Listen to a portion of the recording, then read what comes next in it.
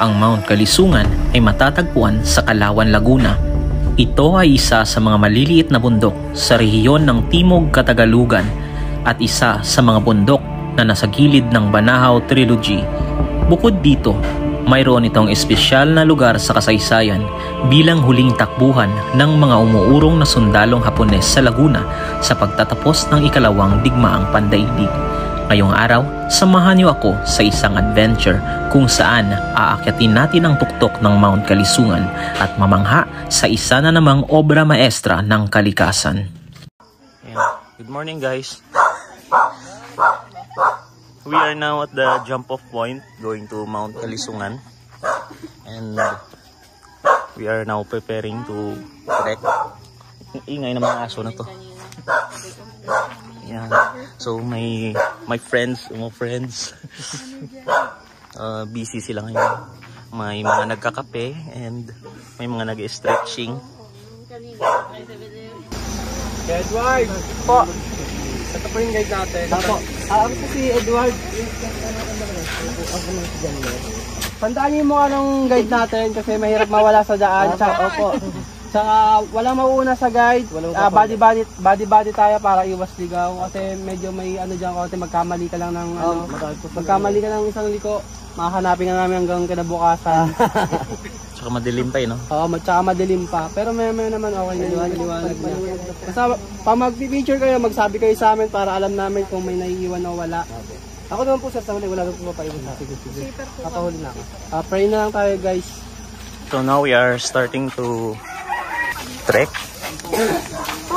Ito ang bundok na may taas na 760 meters above sea level. Karaniwan itong itinuturing na mapaghamong rota at tumatagal ng 3 o mas mahigit pang oras upang mapagtagumpayang maabot ang tuktok nito.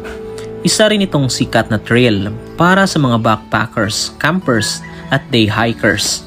Ang trail ay pangkaraniwan lamang sa tulad kong lumaki sa kabundukan at naging bahagi na ng buhay ang pag-akyat ng mga bundok.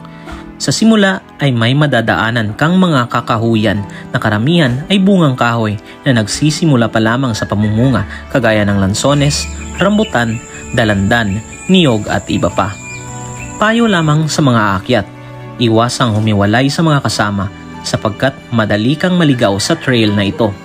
Bukod kasi sa madadawag na bahagi ay mayroon ding mga daanan na nakakonekta sa trail at pwede kang magkamali at maligaw. Naging madali naman ang aming pag-akyat. Siguro dahil na rin sa hindi paramdam ang sikat ng araw sa mga oras na iyon. Abot tanaw mula sa kinaroroonan namin ang nakangiting tuktok ng Mount Makiling na tila kumakaway at nagmamasid sa kapaligiran. So we've been walking for around 1 hour and 20 minutes already and we are happy to say that we made it more than half. Tama? More than half already. So in no time, I think we're going to reach the summit. From here, we can see the peak of the Mount Makiling also in Laguna. And the overlooking view of the nearby towns. Ang lilim ng kakahuyan na nakapaligid ay nakakadagdag sa lamig at ginhawa na nararamdaman namin habang nagpapahinga sa kalagitnaan ng hike. Pagkatapos ng ilang oras ay umabot na kami sa trail na napapaligiran ng matataas at madadawag na damuhan at tila ito ay isang lagusan sa isang pambihirang mundong sa pinilakang tabing mo lamang matatagpuan.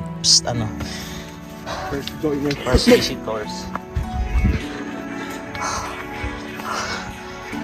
We are now getting closer. I hope so. Tapos pagdating sa taas may isa pang may isa pang assault. So we are now fast approaching the summit of this mountain and we are walking right in between these tall grasses. Yan. Ito matakbo.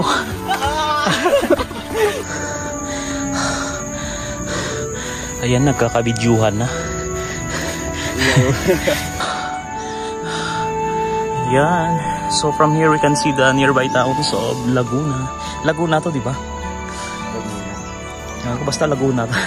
Kalawan.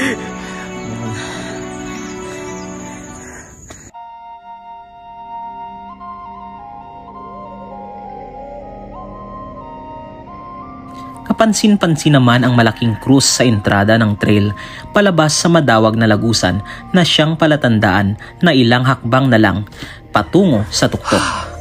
Finally.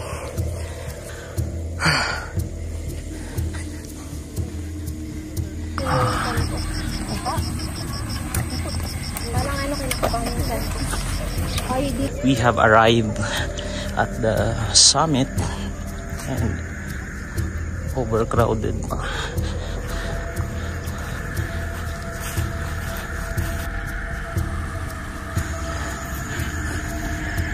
Maya-maya ay narating na namin ang summit. Ang tanawin sa itaas ay napakaganda. Tanaw ang malawak na kabayanan ng Laguna, kabilang ang ilang mga kabundukan na nakapalibot dito. Wala kaming sinayang na pagkakataon habang nasa itaas. Masaya kong pinagmasdan ang napakagandang tanawin na abot ng aking mga mata. Salamat na rin dahil may dala akong drone, kaya pati ang mga malalayong bahagi ay nakukuhaan ko ng litrato. Marami rin kaming nakasabayan sa pag-akyat, kaya medyo matagal-tagal rin bago kami nakapagpa-picture sa signage ng Mount Kalisungan.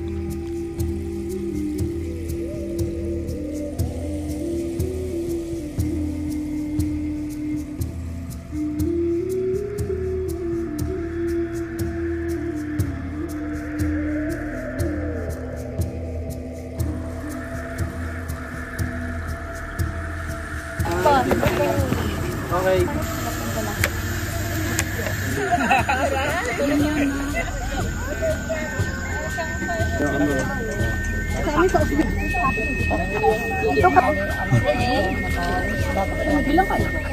Ayan guys. Balik na kami sa baba. No? Tapos na kami magpa-picture. Balik na sa jump off point. Pagkatapos ng nakakapagod at nakaka-challenge na hike sa Mount Kalisungan, bumalik na kami sa jump-off point upang maganda sa susunod na destinasyon. Ito ang Kilangin Falls na matatagpuan din sa Laguna at perfect na area para ipahinga ang pagod na katawan after ng hike. Malamig ang tubig at napapaligiran ng kakahuyan. Ito ang huling pasyalan namin sa araw na ito bilang pinale sa aming hike sa Mount Kalisungan. Maraming salamat sa panonood. Ako po si Miko, your friendly traveler, and this is Wonderverse. May mga ano na.